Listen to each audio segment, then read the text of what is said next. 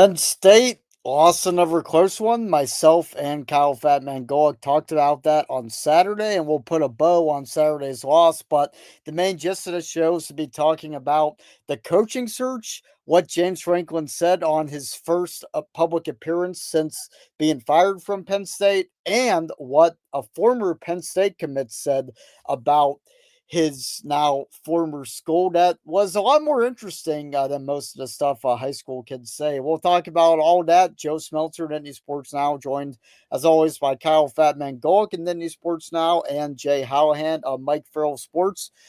Jay, this first part will be mainly about you since you weren't on the episode where Kyle and I broke down Penn State's loss to Iowa. What were your thoughts on that game, and what were your key takeaways from what was another disappointing outing for Penn State?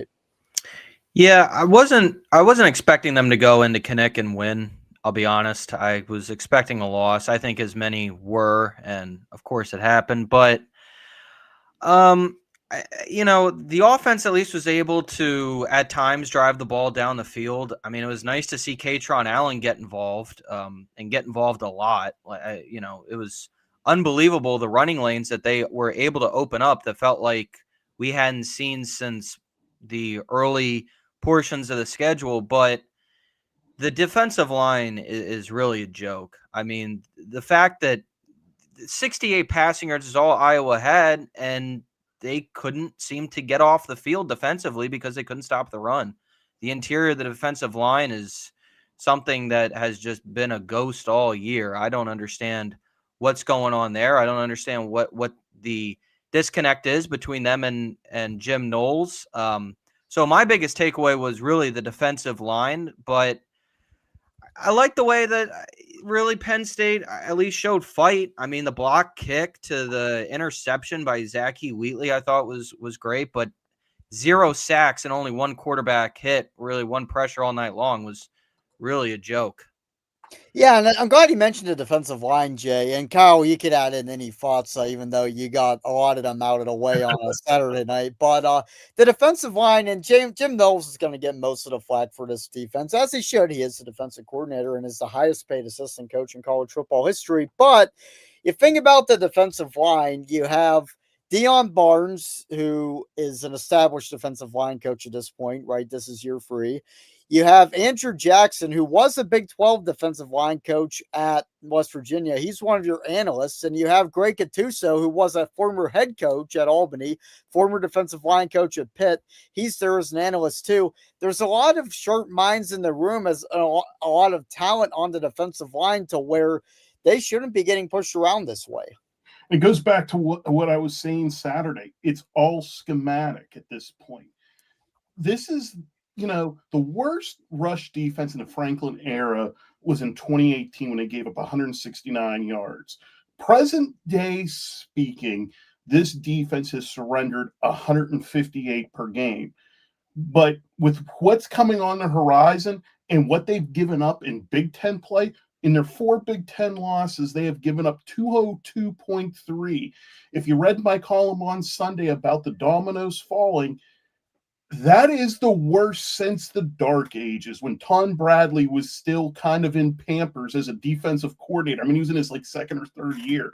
So you could give the guy a little bit of slack on it as he was trying to figure it out. This is Jim Knowles. Jim Knowles knew what he was walking into when he accepted this job. Jim Knowles knew what he was asking for $3 million a year. To have a defense in big-time play giving up 200 yards on the ground and quarterbacks that are just seemingly being able to just do what they do, that's disturbing, Joe. I mean, they had, I think the 2 runs that bother me from that game, obviously, is the 67-yard scamper, because on that play was the epitome of what has gone wrong with this team this year. Don DeLuca plays fantastic every other play, but it's always the one play, and it's like a break everywhere this year. So on that play, if you saw the column, Don did right to go pursuing the gap, but when he started to try to scrape back to go after Gronowski, he got chipped by the offensive lineman. King Mac standing there reading, and he's like, what do I do? And if you watch Gronowski, who isn't exactly Vince Young or Cam Newton or Mike Vick, just blows right past them. I mean, it's so frustrating. That was the first one, obviously. The second one was the one that sealed the game, because at that point, like, they made that 3rd and 6 look so easy to convert there. It was so disturbing to me that, a simple naked boot uncontested in that situation, I if you listen Saturday, you heard me raw and unfiltered on Jim Knowles. My opinion of him hasn't changed since, and probably won't, especially with Ohio State and Indiana, the number 1 and number 2 teams in the country, on the horizon. Yeah, and we've talked about Penn State, Iowa on Saturday night's live show. We have plenty of content up on Nittany Sports Now. Let's move on to we're going to talk about the coaching search eventually. Well, first, actually, before we get to Kemon Spell and his comments, let's talk about James Franklin, because we didn't talk about that in the post-game show. He spoke live for the first time since getting fired by Penn State. And I think anyone expecting game day to ask him tough questions and get some dirt about why Penn State fired him and how he's feeling about it, they were going to be disappointed, and they did that to themselves by expecting that. Instead, what we got really was a more of a conversation than an interview, and James Franklin kind of using it as his first job interview post Penn State. That's what I took away from it. Some highlights. This isn't a highlight, it's just an interesting note, but he referred to Pat Kraft as the Penn State athletic director. He didn't refer to Pat Kraft by name. That's one thing. He said, we're going to go win a national championship somewhere else. And of course, there's Nick Saban saying that it was unfair as hell for Penn State to fire James Franklin. So, fellas, what were your takeaways from what the now former Penn State coach had to say on game day? James Franklin looked like the CEO type player. Like, everyone across the country is starting to scratch their heads. Okay, Penn State, why did you do this? And look, there's people that are going to pull up the what is it, the 4-21 record against top 10 teams. Yep. But here's the rub, guys. At some point, Penn State awarded them extension after extension. So at some point, you have to exonerate what was in the past, because guess what? You re-upped him. You approved of his job performance. And so when you look at the recent run from 21 on, okay, it's not as bad as you think. It's still not good, but it's still there. I thought James came across extremely polished, and that's what he does. He is the master of doing this. I agree with Nick Saban in a sense that the way, like, if what James said is true, that, and it kind of Pat alluded to some of it during his time with the press earlier in the week, that essentially he went up Sunday afternoon at 1:30 and relieved James of his duties. In my opinion, as of right now, I agree with Nick Saban. Penn State showed little to no gratitude for James Franklin's time here at Penn State. Now, conversely, I will also agree. I think both sides really needed a break from each other. James Franklin, I think, will benefit from not being in this pressure cooker. Penn State will somehow try to benefit from this as well, because it's going to go after its goals. But it doesn't mean that there wasn't any of that gratitude. I personally believe after that, Penn State doesn't look as good on the national landscape. I know a lot of the people close to home, like I know Landon Tangwell was on it. Keith Conlon, who was on the Nitwits, was really a proponent of the firing. He pretty much said it. But in my opinion, Penn State has to prove it can find the right guy, because right now you gave $50 million for a guy that over the last 3+ years was the 4th winningest coach in the nation, gave you your top 10s, all the above. You want to do better. And we've seen plenty of schools who have blown this. We've seen some schools make it happen, but more often than not, they blow it here. This is 100% on Kraft's legacy at this point, because if he can't get it right, he'll be gone in a few years. Yeah, I mean, if in 3 years, I guess we're talking probably 2 or 3, depending upon how it goes. At some point, because Kraft didn't ultimately make the hire to get James Franklin, didn't extend him. That was obviously former AD Sandy Barber. If he can't get it right, and Dave Joyner hired him too. Oh yeah, and if you can't get him to, if you can't figure it out with the next head coach, and the next head coach ends up doing essentially what James Franklin did, or even worse, because 3 straight double-digit win seasons and a 1-loss season thrown in there in your regular season, you're probably going to see Pat Kraft be removed as the athletic director. It's 100%. Just going to happen. It's going to happen. Yep, but he knows that. Yeah, he anteed it up. Yeah, he's pushing. Look, and you know what? I'll give Pat Kraft credit for willing to have the courage to do that. This is one of those situations where there's a lot of right on both sides, and we just got to live with what the results are. James is going to.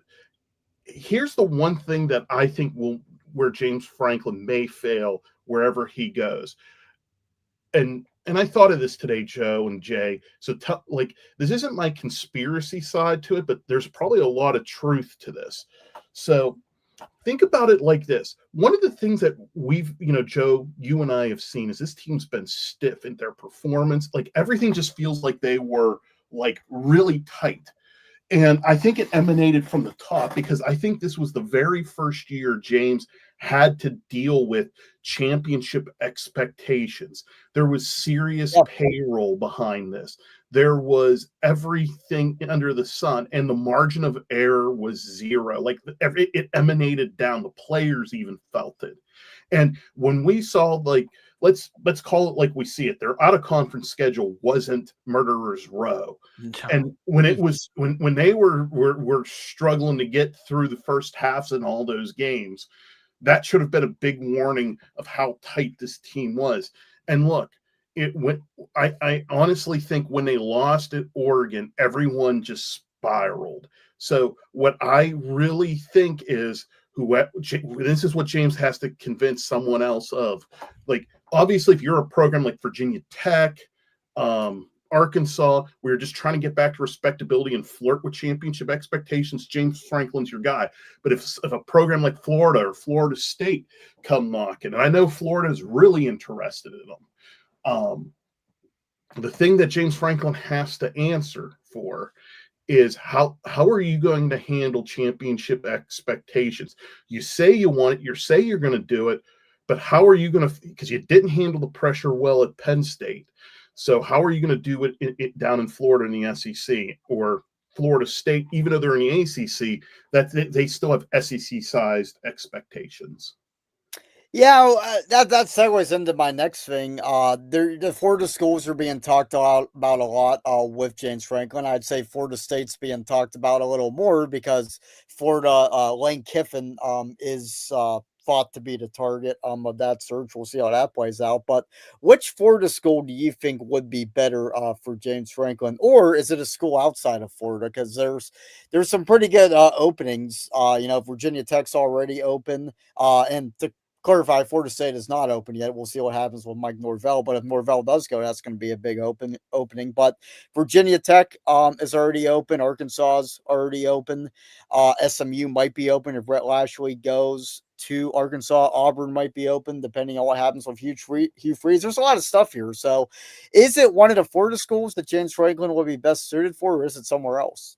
Somewhere else. And here's why I say that. I don't feel James Franklin handles pressure well.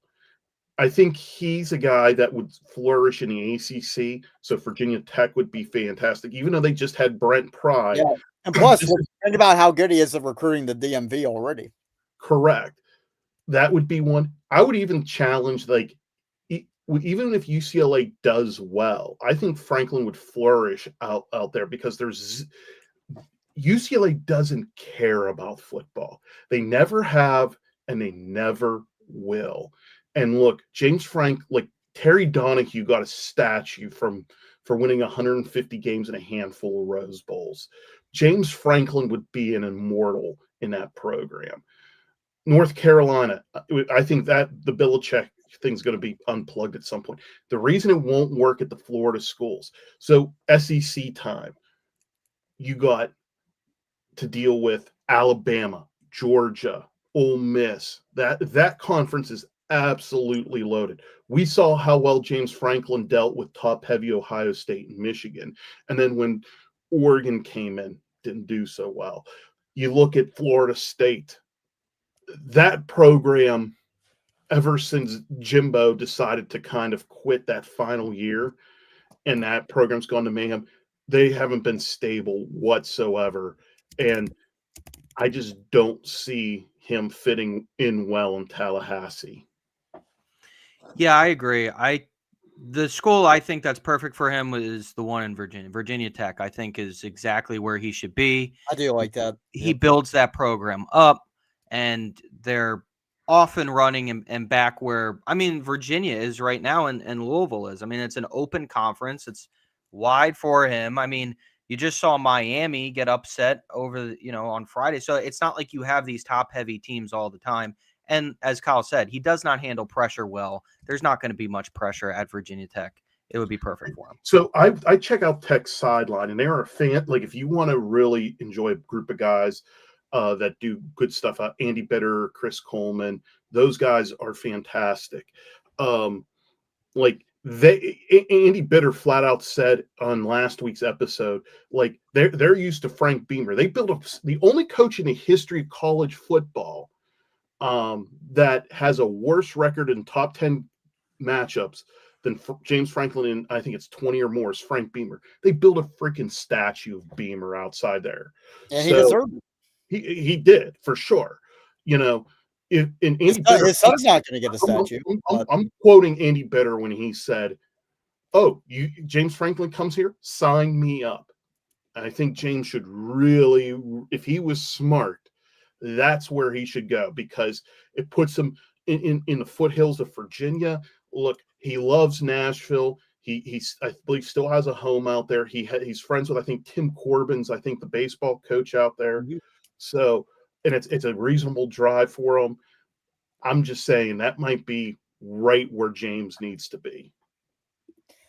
So moving on to one of James Franklin's former commits and one of the casualties that Penn State got from firing James Franklin, although I think based on the quote you're about to hear, there's a very good chance he would have decommitted anyway. Kemon Spell, the top running back prospect from the class of 2027, a McKeesport guy from the WPIAL in Western PA. Here's what he said to Kyle Kelly of Blue and Gold, which is Notre Dame's on-free site. I was leaning towards decommitting anyway, regardless, because they started losing, referring to losses to Oregon and UCLA, and I want to be in a winning program. When, parentheses, Franklin got fired, it made me feel like, okay, I have to decommit, because him and Coach Sider, J1 Sider, former Penn State running back coach, now Notre Dame running back coach, were the two main reasons I went there, and now they are both gone. I want to be in a winning program, to be honest. They can't win big games, and that's something I want to do. If you can't do that at Penn State, then Coach Franklin got fired, and that just put me over the top. Spells now a crystal ball from rivals of Steve Wiltfong to go to Notre Dame. And his other finalists are schools that are winners, and Syracuse, Ohio State, Georgia, Michigan, Tennessee, Syracuse, in addition to Notre Dame. Like, which one of those don't belong? It's like Peter Griffin in the clown outfit walking behind all those Army guys. But that does speak to how good Fran Brown can be at recruiting. So there's something to be said for that. But Spell's not going to Syracuse. Sounds like he's going to Notre Dame. If it's not Notre Dame, it's probably Georgia. And if it's not Georgia, it's probably somewhere that isn't Syracuse. But back to the reason I'm reading this. What are your guys' takeaways from that? Is it are kind of a refreshing honesty that we don't usually get in recruiting interviews, or did Spell go too far in giving his honest assessment of Penn State? I loved it. It's the truth. Let's okay. Check out Marcus Freeman's interview on the Dan Patrick Show last week ahead of USC, and even check out Marcus Freeman at the Orange Bowl pressers with James Franklin. If you told, like, and I'm going to be honest here, and I like James a lot, But if I was a 5-star back and I saw both those men speaking at the same time, I'm going Marcus Freeman all the way. The guy is a winner, the way he conducts himself. Like, all I got to tell people is, if you haven't seen it, this was from a few years ago when Kelly had abandoned the Irish to go to LSU, where he found his family. I have to Oh pay boy, homage to his Southern accent. he might need Uh, a new family after this. well, did you see him this week yelling at like, "You're spoiled"? But I digress. Let's get back on track here. But the way the players were energized, if that doesn't pump you up and tells you everything about Marcus Freeman, about what he's built in his short time at South Bend, he's won 76% of his games, played for the national championship.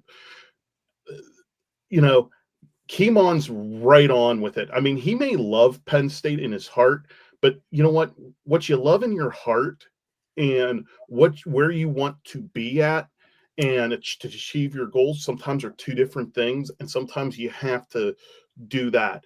I will throw one caveat out there. Remember, everything Kemon's doing is reactionary to the fall with Franklin in company. Penn State has yet to kind of reintroduce themselves. We don't know who's going to be the successor. We don't know if someone comes in that could turn the tide. And remember, he's a class of 2027 kid. So he's not signing an NIL and National Letter of Intent, I should say NLI, anytime soon. So it was a breath of fresh air, but it should be something that those around Penn State should take very seriously on who they're going to get. Because if you want these elite kids that are especially in your backyard, they've taken notice and you got to answer for it. Yeah, I think that it's also a little telling of kind of Stan Drayton, too, because he couldn't. He couldn't keep that same relationship that Jaywan had just to try and keep him on because he already decommitted. I think we talked about her. He was opening up a lot more searches to different schools. I think like a week or two before the season, so that was something to note. And I mean, I don't know. I think for Penn State, this could really have a trickle down effect to some of the other kids that they're interested in. Obviously, they lost their entire class of 2027 already. So we'll see what comes of this when the next head coach is announced. If they're able to win anyone back. Yeah. And it's a very good 2027 class in Pennsylvania. It's very good. And Yep. there's guys that Penn State was looking at, Tyler Merrill being one of them, one of the top offensive linemen in the country. There's talent there, and Penn State's gonna need to get some of that talent in PA. So yeah, I think we all agreed that Kemon Spell really said nothing wrong. And as a recruiting reporter who has had a few bland interviews, and I'm not going to pick on high school kids, but what Kemon Spell said is kind of a refreshing honesty, I think, and it wasn't disrespectful. It was candid. So I think he did a good job of towing that line, and we'll just have to see what happens with him, whether he's at Notre Dame or somewhere else. But talking about the Penn State coaching search, we're about halfway through this show now. Some developments within the past weekend. A few potential candidates hurt themselves by losing, and it's easy to forget. Going back to last week when we're talking about, all right, is Matt Rule's relationship with Pat Kraft going to get in the job? Is Manny Diaz's ties to Penn State? We forget that the college football season was only halfway over, and teams have to win for these coaches to be considered. And Nebraska losing by 3 touchdowns at Minnesota does not help Matt Rule. Duke kind of coming out flat and laying an egg against Georgia Tech. That does not help Manny Diaz. The guy that played Manny Diaz, Brent Key, helped himself for the Penn State job should he want it. He is coaching at his alma mater and number 7 in the country, so hard to leave Georgia Tech right now. And there's other coaches too. Clark Lee at Vanderbilt won a huge game against LSU. They're in the top 10 now. They got College Game Day coming in. And then Jeff Brom got a big upset win at Miami, reminding, I think before the Louisville-Miami game, nobody was really talking about Jeff Brom, and Cal and I have talked about it. We don't think he would leave his alma mater, especially with the legacy that the Brom family had at Louisville before Jeff Brom even became the head coach. We don't think it's likely, but it got people talking, which nobody was talking about Jeff Brom before. So, of all that happened in this past weekend, guys, what are your takeaways, and how do you feel differently about the search now than you would have before the games kicked off Friday night? Nothing actually changed for me, Joe, with it, because I look at where Penn State is, and it's like I'm also being realistic with it. A lot of people are like, they were pulling some crazy, crazy names out. I pinned my top 5, who I think, and I'll just read them off. Joe Brady's 1, Pat Fitzgerald's 2, Ryan Silverfield is 3, Will Stein is 4, and Brian Hartline's 5. Silverfield had a bad weekend too. He did, but his track record's real nice. I would say probably right now Stein is probably number 3, probably pushing 2 for me. Joe Brady is right now the guy that I want the most, a guy that could potentially get on here if he's seeking to return to college. Is Washington Commanders offensive coordinator Cliff Kingsbury, but he's going to be also, like Brady, sought after by NFL teams for that. So he really has to make that decision himself. Really didn't move the needle much for me until there's like something that comes along and look, if they're going to make a seismic move like how Lincoln Riley moved from Oklahoma to USC, or Brian Kelly rediscovered his Southern roots for LSU, it's going to be a shocker. No one's going to know. No matter how much they kid you, it's not. I would say Will Stein moved up a lot for me over the last weekend, if any movement. And here's one thing that a lot of people don't realize. Look at Will Stein's resume and realize he's usually at a place 2, no more than 3 years. He's in year 2 at Oregon, and he has proven that he is as capable, maybe even more so than Kenny Dillingham was. And he's probably the next in line. So he's probably my fast riser. So as far as these NFL guys go, especially Joe Brady, how does Penn State work that into the NFL schedule? Yeah, that's tough because you can't possibly pull them away. I don't think you even can get a verbal agreement with them, if I'm not mistaken, because they have to wait until Super Bowl weekend. And at that point, national letter of intent is the signing day, I think, is over unless that second portal when can we forget Bill O'Brien? I mean, that was a way different experience though. Well, I mean, everyone knew he was going to be the Penn State guy. He coached the Patriots through the playoffs and even in the Super Bowl. If you did the good old drinking game of how many times they're going to mention Bill O'Brien and Penn State in that game, you got a decent buzz from it. So if they're going to land one of, like, say Joe Brady and the Bills, say, returned for their 5th Super Bowl, that's free marketing. That's up there with, and I know WVU's not exactly killing it right now. They're getting killed. Sorry, Mike Ostie, but look at all the free marketing they got from Pat McAfee when they did that circus for his return to WVU.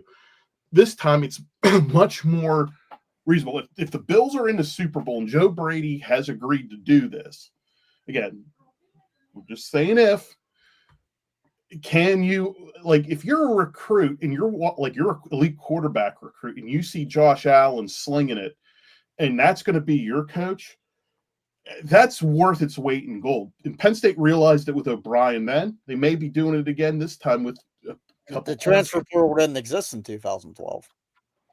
You know what? In Penn State, it kind of did. It did, it didn't. No, it didn't exist until July, though. O'Brien was already the coach. Yeah. I just meant because it was. You know what? When Dan Lanning was coaching Georgia, he had to coach 2 games. He he was coordinator at Georgia for all the way up through the national championship, and which amounted to 2 games. Yeah, I mean, you're going to have that. You're going to if who you want is what's going to be with that program, you will wait for the right coach. That's what Rob Mullins said after the Lanning hire. Look, we understand we're probably missing some valuable recruiting and whatnot, but this is our guy. Look where Oregon is now. I don't think they're complaining as much of having to have waited, and I don't think Penn State will either. I mean, at this point, the portal is much more an accelerant. It's going to kind of have to come down to, that these players got to be in the loop on, okay, we're looking at this guy. If you want to play for this guy, you got to commit to us. Yeah.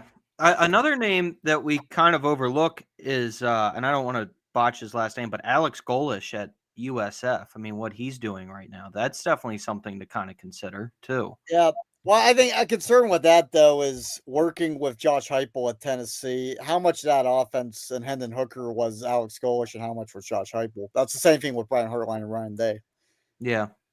So, but just his body of work right now, yep. I mean, with what he's been able to do, it could be something to consider. And an advantage to Golich too would be he did not attend the University of South Florida, which you look at these other guys, Kenny Dillingham, Arizona State grad, Clark Lee, Vanderbilt grad, Jeff Brom, Louisville grad, Brent Key, Georgia Tech grad. That's a theme among prospective candidates in this coaching search. Which is what makes the Matt Rule situation obviously so interesting. But because, do we know he was distracted before Minnesota and just? No, I just think Minnesota has their number. For some reason, PJ Fleck owns Nebraska. He just kind of like how Iowa does. And look, I don't buy into the coach's distracted game. No, I don't think so ever. When you realize the submarine that they're in, like, you get it. You 100% get it. So I don't see that. The name that I did a little newsy piece today that that should be talked about. Mike Elko. I mean, here's a guy who has A&M number 3 in the country, 7-0. He's from South Brunswick, New Jersey. He spent a decade coaching in the Mid-Atlantic and the DMV before. And he played at Penn. So yeah, I mean, I know he's saying I'm wasting brain cells on it, but he didn't say no today, guys. Yeah, but leaving A&M in that oil money in an era when that's legal, he's got him rolling right now. I feel like he's going to be one of those contracts. Well, let's also conversely look at it. Much like he said in his little viral quote there, we'll call it his speech here. Hey, people wanted me fired a few weeks ago. Mm-hmm. It's that fast down there. And look and think about it like this. Texas has oil money. Ole Miss got oil money. LSU got oil money. Oklahoma got oil money. It's not the differentiator. It's not like the old Southwest Conference days when they were beating up on Rice and UTEP and things like that. Everyone in that conference got the same thing the next person does. It's a little tougher sledding. I think if A&M wants Mike Elko, they're going to find a way to keep him, though. Yeah, I mean, it's really what Mike Elko wants. I mean, he would have to then, much like I said about Rule in my one column, why I said it's like next to nothing for him to come. He has to prove he's willing to put in roots. And I think this is year 2 for him. And I think he was only at Duke for 3 years. So again, it's one of those things that let's see. I can really see him flying up my board as well. Yeah. I think it's kind of funny how, we talk about them maybe making a deal to keep Elko. It's kind of funny, like Cignetti gets extended in the wake of all this with all the rumor mills. Of course, he did just beat top 5 Oregon, so could have just been a coincidence that he got that extension. But we'll see how these other schools react to keeping their head coaches. Yeah. Here's another name, and this is a guy that you mentioned Kurt Signetti. This is the guy that succeeded Kurt Signetti at James Madison. Bob Chesney. Kyle, I think you mentioned him before Franklin even got fired. Yep. I don't know. He's one of those guys, not a big name, not a lot of big coaching experience, but he has one. And the last Big Ten team to hire a guy from James Madison, it turned out pretty well. Yeah, I mean, here's a guy that has a defensive DNA. Again, it's not going to be a sexy hire, all right? So, what are you going to do if you make the Bob Chesney hire? Is you got to realize you're getting a young guy who's a fast riser and a hot commodity. You're getting. It's not like you're going completely raw with a Will Stein or a Brian Hartline, and even Joe Brady to an extent with no head coaching experience. So that's probably a coach I might be contemplating putting on my on deck position where I think Dillingham is currently residing, because that would be in my mind, it would be an impressive hire, but it's not, I know a lot of Penn State fans are going to want I want the Urban Meyers or the Dabo Sweeneys, like that big name with cachet. But here's what I'm going to challenge people on. You might be saying Bob Chesney, Rhett Lashley, Ryan Silverfield. You're hearing these names and you're like, who are they? But in all honesty, guys, who the hell was James Franklin before he came here? He had 2 9-win seasons at Vanderbilt. I mean, grant you, impressive. Yep. But in the same vein, guys, who was Dabo Swinney before? Exactly. That was like Tommy Bowden got fired, and they're like, Dabo, you're it. Didn't that happen in the middle of a game? A season, yeah, much like what happened with Franklin. So again, I'm just gonna say it's very we're unfortunately we've watched our Ohio State go and pluck Urban Meyer, who was in the middle of his prime in TV, and they had an opening. Guys, I mean, it that does not happen all the time. And then a guy like Ryan Day on your staff does not happen all the time either. Nope. Yeah. What's kind of curious about Chesney, and I, like many Penn State fans that probably just, heard him for the first time, went and looked him up, from Central PA, went to Dickinson, has ties to the area, coached at Kings, coached at Delaware Valley, so, I mean, obviously those are schools that are top Division I programs, but you have that, local tie to it. I mean, it's not a sexy name, but it is a name that, you see what Kurt Signetti did with Indiana. Maybe he does the same at Penn State, and it's kind of I don't know if I'd say low risk, high reward, because at the end of the day, Pat Kraft has to nail this next hire. But everything is high risk with yep. Kraft. Even if he somehow convinced Urban Meyer to leave the Triple Option podcast and Big Noon set for Penn State, it's still a major risk. Yeah. I don't think it would work. I really don't. It would not. I subscribe to the Davy Jones reason why it wouldn't work. It's Penn State fans are going to have to exhibit patience with it, because 2026 is going to be a rough year. They'll probably win 7 or 8 games. They will be improved, but it's going to be a very much transition time unless they get extremely aggressive in the portal and, much like Signetti, be able to identify the proper key pieces. Can you see a case where there's like a Mark Stoops A&M situation where a name gets leaked and they're just a fan mutiny and it doesn't happen? Or like Greg Schiano, Tennessee? Yeah. Oh my God. I would hope not. Part of me there's like something comical when that thing happens, because it shows that leadership didn't have conviction in it and don't have the backbone to back their decision. Like, I lost a bunch of respect for those teams that did it. If you believe a guy's going to do what you needed to do and you signed them and you're going to make it happen and you're going to allow everyone to pout and get because they don't like it, shame on you. You know, I hope not, but you know what? I'm already braced for the pouting because no matter what, you're going to get a strong contingent because even though I may come across at times as a Franklin sympathizer, you're going to have people that are way worse than me because what Franklin did, I mean, he's the second winningest coach. He did all this stuff, blah, blah, blah, blah, blah. All right.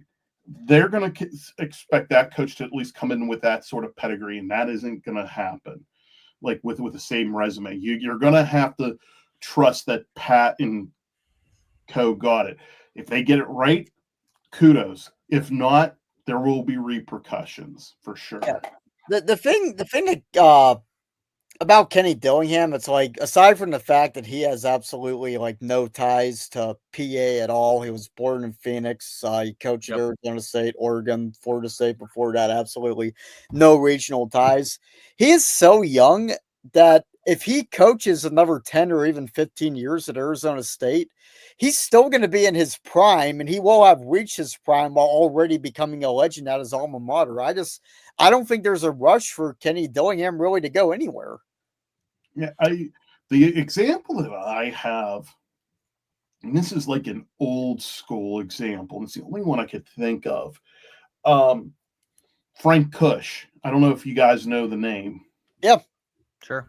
So he's a Pennsylvania native, and after Dan Devine bolted ASU for Missouri, I believe it was, Kush took the Arizona State job. And Kush became a legend out there. He was like the Urban Meyer of the 60s and 70s out there.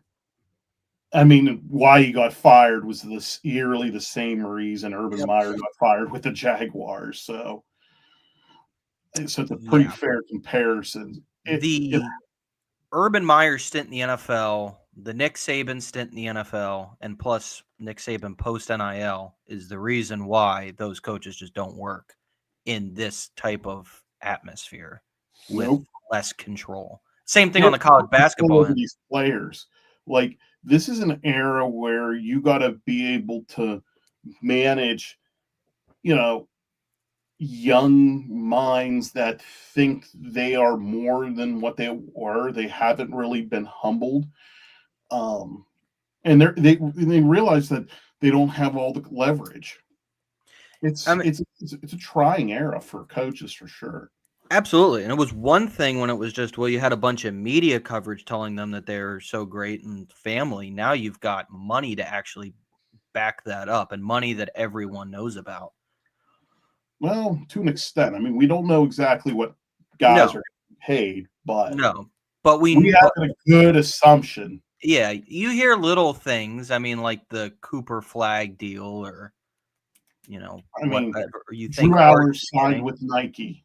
Yep, exactly. I don't think Nike handed him a bag of tennis shoes and a backpack and said, "We're going to put a name, image, and likeness on it." There's some hefty dead presidents that he's getting for. Yeah, he got paid by Dodge and Terry Crews too. Like that commercial you've probably seen 50 times by now. Mm-hmm.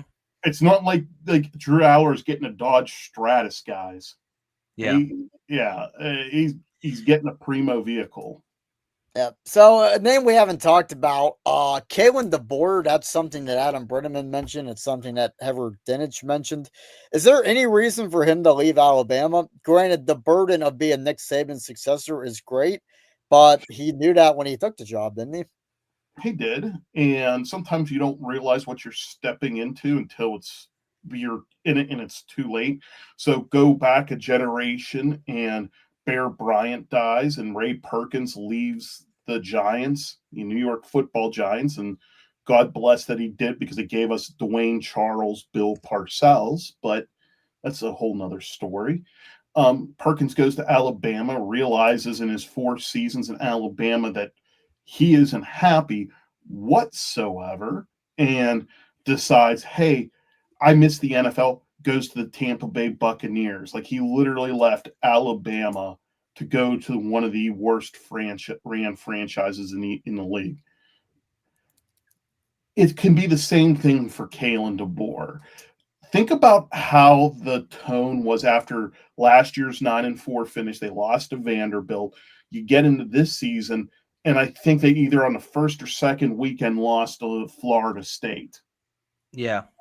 We get the nice viral meme of the one Alabama fan with the Trudeau salute. He wasn't in a good spot right there. Like I got so many friends that are Alabama fans, and I saw them blowing their gaskets as bad as Penn State fans were after they lost to UCLA. I mean, it was toxic. And he's rebounded really well because he got his normal win against Kirby, who somehow, much like Franklin can't beat Ohio State, Kirby can't beat Alabama. I mean, he's really maximizing that one win in the national championship to 7 losses for all it's worth. I can see Kalen realizing that this isn't for him, and if he gets Alabama back in a really good spot, and people feel okay, you still got it, he may use it as leverage to bail. Yeah, but if he bails, I think it's remote, but it's possible.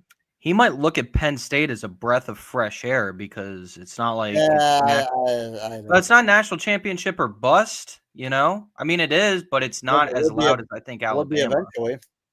Yeah. I mean, it's craft. Or if we're officially living in the Kraft manifesto of we need to win a national championship or else, and everyone is kind of on that manifest there. It's good. It's the same thing, but I think the difference is, even though we everyone ran out of patience with James in the big games, he was given 25 top 10 matchups before people officially blew their gaskets.